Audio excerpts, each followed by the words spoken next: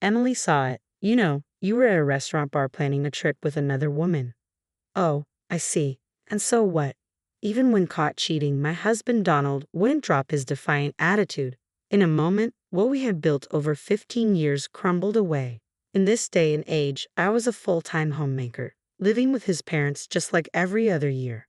I had given up the job I loved at a publishing company where I felt fulfilled, and now I spent half of the week accompanying my parents to the hospital and adjusting meals according to everyone's schedule.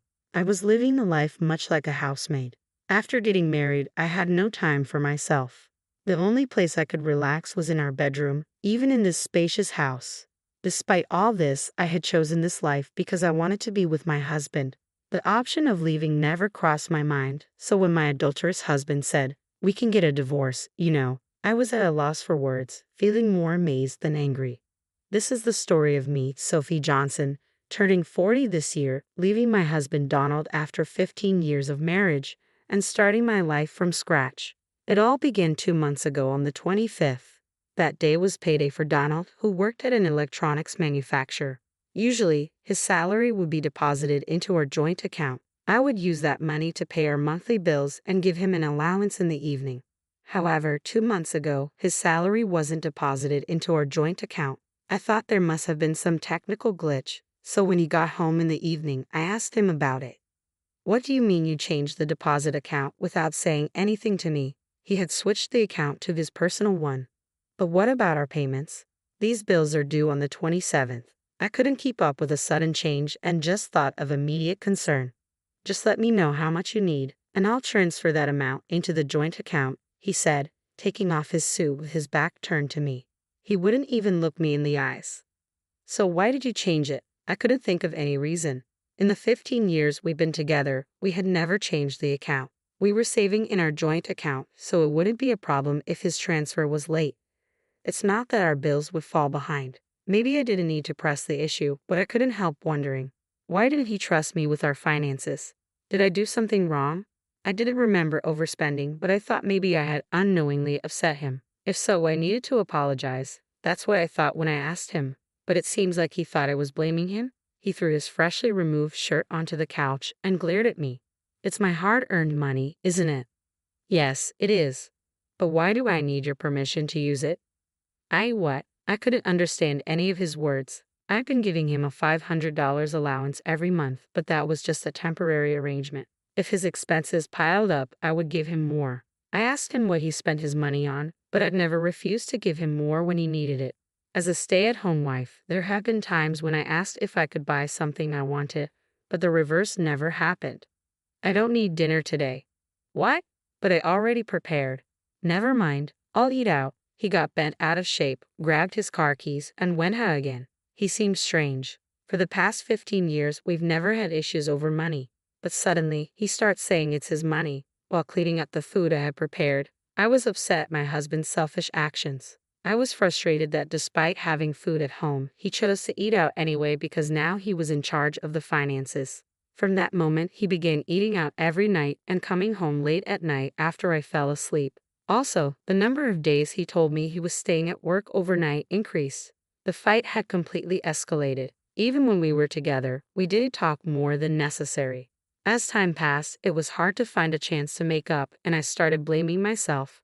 We'd never had a fight last this long before. It was a minor issue that he changed the bank account without consulting me. If he wants to manage the finances, that's fine. After about 2 weeks of awkwardness, I began to reconsider like that. Then one day, I received a message from Emily, who was my colleague when I worked at the publishing company. "Hey, how are you doing? How about lunch soon?" Emily's message was a welcome surprise. We used to go out for drinks after work and spend our days off together when we were single. Now, with families of our own, we didn't contact each other as much but still tried to meet at least once or twice a year.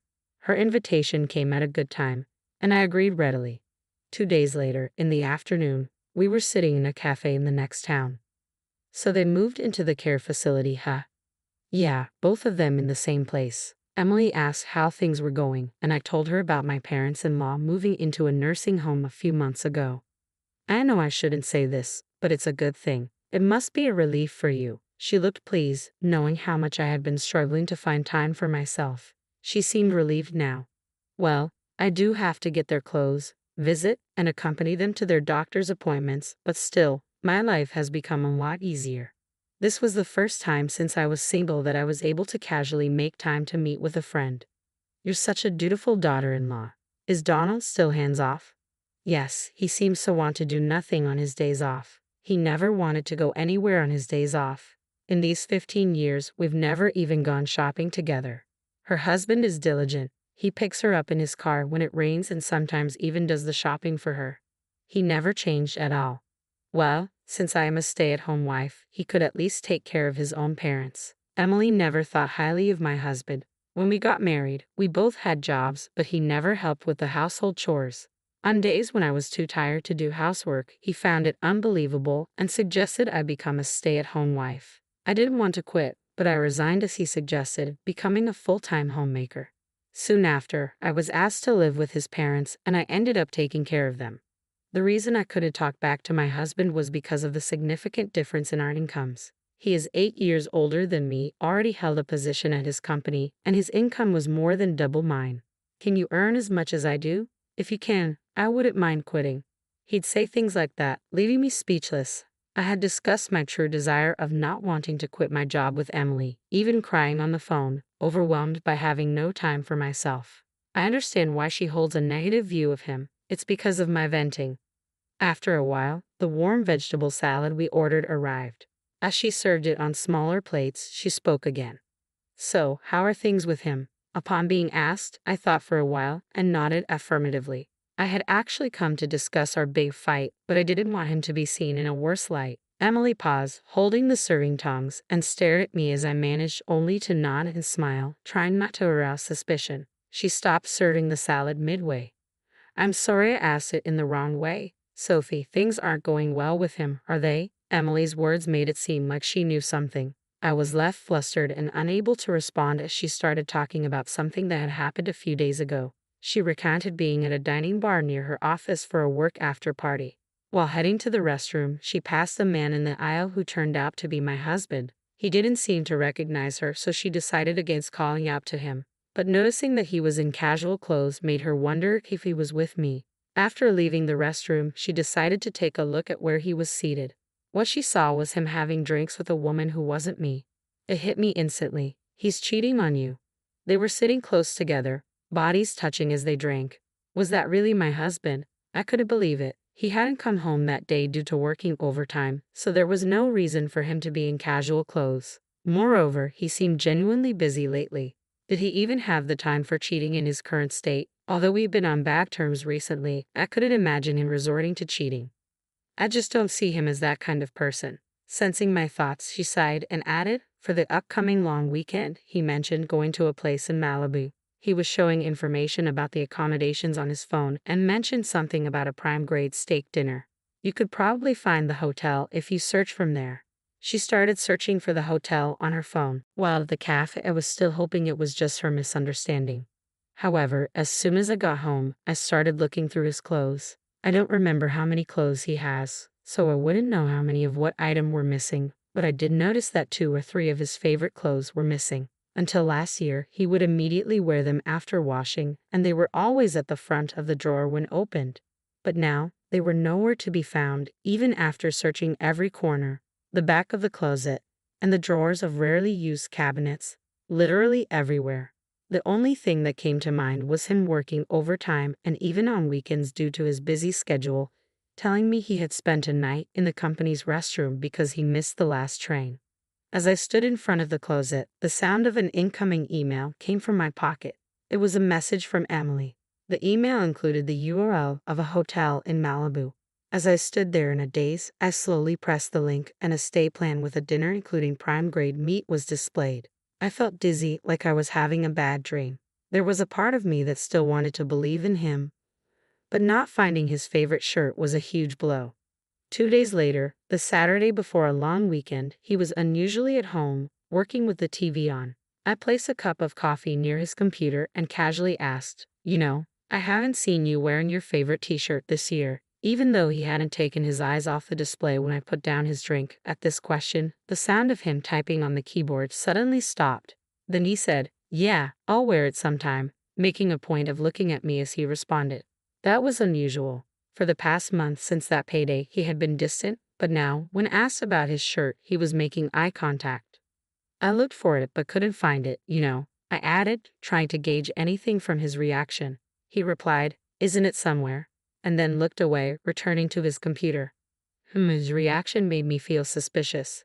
Despite mentioning his missing favorite shirt, he showed no signs of being troubled. Normally, in such situations, he would pretend to be troubled just to emphasize that I hadn't taken care of it properly, even if he didn't really need it. Last year, he kept complaining just because it hadn't dried due to the rain. Every change seemed suspicious when it came to him. I couldn't control myself. I had to keep digging until I got clear answers, even if it meant going too far. "You're off for a long weekend, right?" Even though we hadn't reconciled after our last fight, I couldn't help but ask something more intrusive. "Work from when?" "I don't know. There's a business trip. I might have a day off." Was this also a lie? It seemed like it.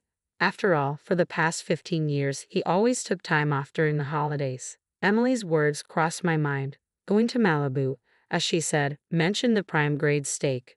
Of course, as she also said, the story I heard at the cafe started to feel real, and I felt a surge of anger welling up within me. Before I realized it, I had said it out loud. "Business trip? You mean you're going to Malibu?"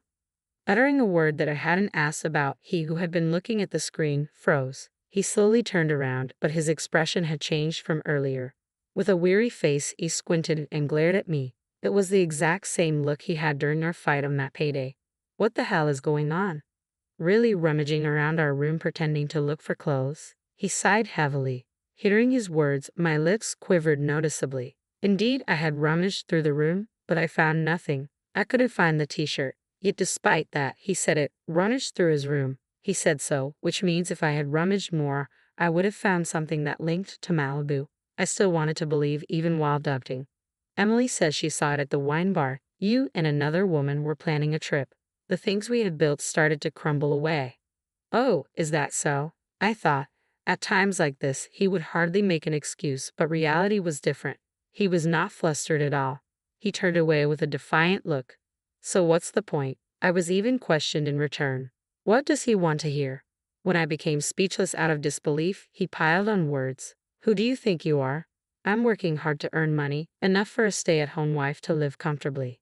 He yelled at me loudly and my head started to ache. I placed a hand on my forehead and took a deep breath. "I'm okay with getting a divorce, He uttered those few words.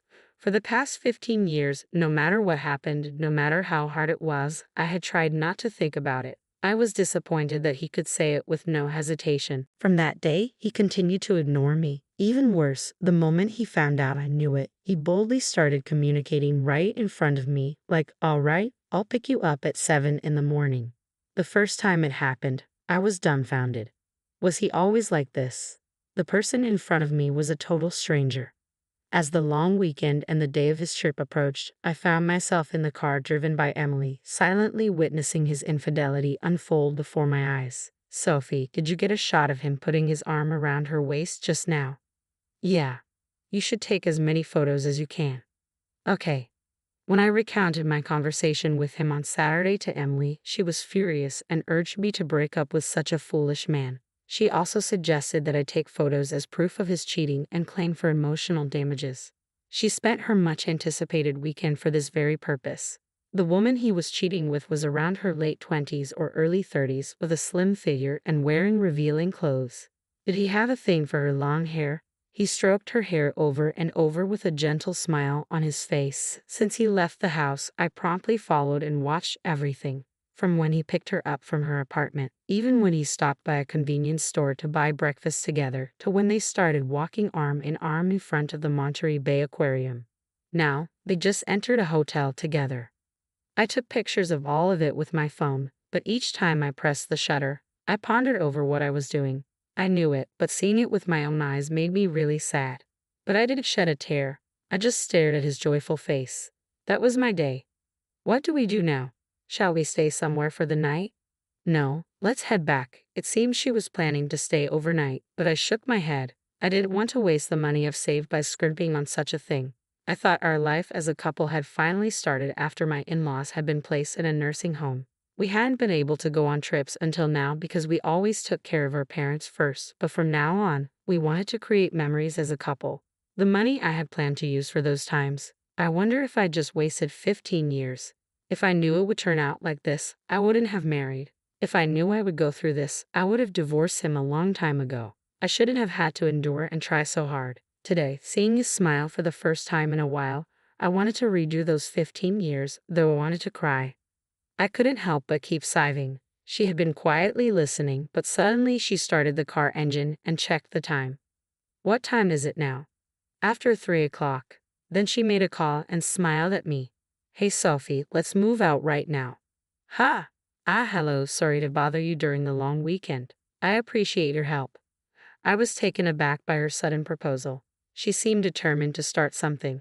Panicked, I shook my head at her while she was on the phone, but she ignored me and continued, saying, "It's all good." From that moment, Emily was full of energy. While driving, she used her car's navigation system to call various places and gather people to come to my house. About 3 hours later, we actually arrived home in the evening, about 2 hours after that, but within just 1 hour, all my belongings in the house were packed into cardboard boxes. It was truly unbelievable. I didn't want to talk about work since you didn't want to quit, Sophie, but I've transferred from a fashion magazine and now I'm the editor-in-chief of a local magazine. In the car, she made various calls to the moving company, real estate agency, and even to a lawyer who knows Donald. She expertly adjusted the schedule so that the Certus people's visiting times did not clash. I followed her instructions meticulously. Minute by minute, I packed only my valuables into a box, leaving the rest to be handled by the movers. The real estate agent introduced me to a house that could be moved into within a few days. Meanwhile, my belongings were sent to her house, and I ended up staying with her for a few days. After the truck packed with my things left, I was visited by a lawyer who provided advice on claiming alimony after divorce, guiding me towards the least burdensome method. I was amazed at how much could be accomplished in just a few hours. I knew she was a very proactive person from our time working together, but her efficiency was truly remarkable. However, as I looked around the now half-empty room, anxiety slowly began to creep in. He's definitely going to be mad. The cost of moving was surprisingly low. The studio apartment was affordable, and even the consultation with the lawyer was free, yet it still required money.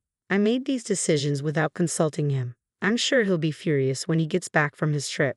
As I felt our relationship deteriorating rapidly, I became depressed. Then she slapped my back. Hey, being a homemaker is a respectable job too. The money you've saved from being frugal is also yours. Plus, it's his fault. He said he'd transfer the necessary money, right? So let's have him pay even for the cost of living on your own. After being strongly persuaded by her, I took one last look around the house. I remembered how in the early days I had found it difficult to rearrange things. Now, I realized I had placed my toner on the bathroom vanity without hesitation. The shoe rack was filled with my shoes. I had always seen myself as a maid, but maybe I had actually become part of the family. After imprinting the image of the home I had lived in for 15 years in my mind, I made up my mind and nodded vigorously at her. Then, on the last day of the long weekend, I left the house I had shared with him. I was still staying at Emily's place. "Where are you at?" I picked up the call from him with a trembling hand. He asked that with a grumpy voice. Without answering his question, I said the words Emily and I had decided on beforehand. "You said you were okay with a divorce, right? And that you would transfer the necessary money. I am divorcing you. Please provide for the costs of me living alone." "What? Stop talking nonsense and come back." He seemed to think this was just a runaway. I cut off his voice and spoke my final words. "Please have your new partner take care of your parents from now on. Thank you for 15 years. While he was still talking, I hung up. He called back several times, but I didn't pick up. I did feel guilty about how I ended things unilaterally like this, but looking back, I had always accepted his unilateral demands ever since we got married. So I tried to think it is fine, at least in the last moment. The following year was a whirlwind. I negotiated with him through a lawyer and finally secured a divorce with alimony and living expenses assured.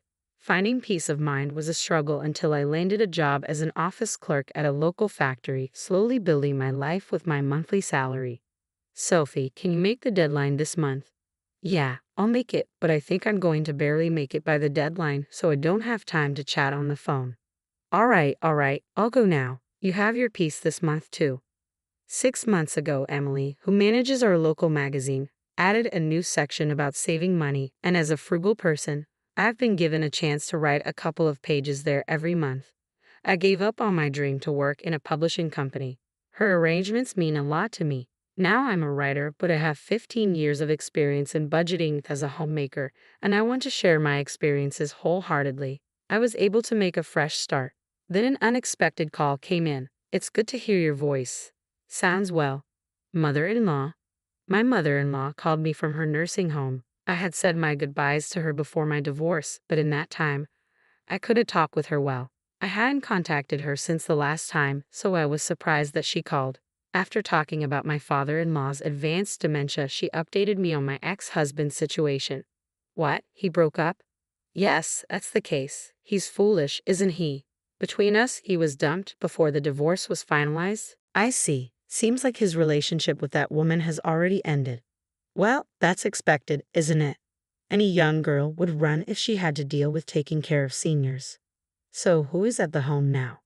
Donald. He ended up leaving his big corporate job, but he's trying with his complaints. He's such a fool. He was able to work because of his wife supporting him behind. He still doesn't talk about his own infidelity. Sophie, breaking up with him was the right thing to do. My ex-husband hasn't changed, but it seems like he's struggling a bit. I found myself a bit relieved by hearing that. My usually stern mother-in-law chuckled and said, Sophie, thank you. I was planning to ask you to try again with him when I called, but your voice sounds so lively, so I decided not to ask. In the roughly 15 years we lived together, I'd never had such a long conversation like this with my mother-in-law. Our relationship wasn't bad, but it wasn't good either. I listened to her voice. I assumed this would be the last time I'd hear from her, and I savored every word. It turned out for the best, she said so sadly, and my tears welled up. It's been a year since my divorce. Everything has been going well, and I've managed to make a fresh start. However, I've always felt a lingering sense of regret. It's because I felt that I had wasted 15 years of my life. But then, with this phone call, my mother-in-law said it, thank you, and that she had planned to ask me to try again with her son. There's no chance of getting back together with my ex-husband, but hearing that from his mother made me genuinely happy. It felt like a validation of what I had done for those 15 years. I will never forget this phone call from her. Those 15 years were not wasted because now I believe